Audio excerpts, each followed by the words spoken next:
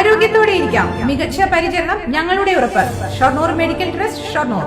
കേന്ദ്ര സർക്കാർ നിലപാടിനെതിരെ CPI കുളപ്പുള്ളിയിൽ സംഘടിപ്പിച്ച സായാഹ്ന ധർണ സംസ്ഥാന കൗൺസിൽ അംഗം എസ് രാമകൃഷ്ണൻ ഉദ്ഘാടനം ചെയ്തു. ഇത് എങ്ങോട്ടാണ് ഇത് പോകുന്നത് എന്നുള്ളത് നമുക്ക് മനസ്സിലാക്കാൻ സാധിക്കും.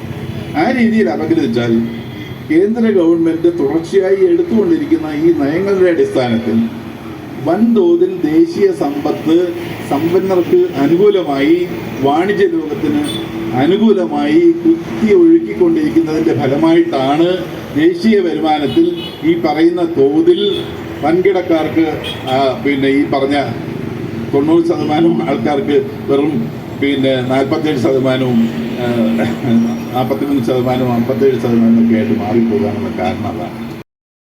മണ്ഡലം സെക്രട്ടറി MS പൗലോസ് അധ്യക്ഷനായി. OK സെയ്തലവി, K സുഭാഷ്, ജയപ്രകാശ് തുടങ്ങിയവർ സംസാരിച്ചു.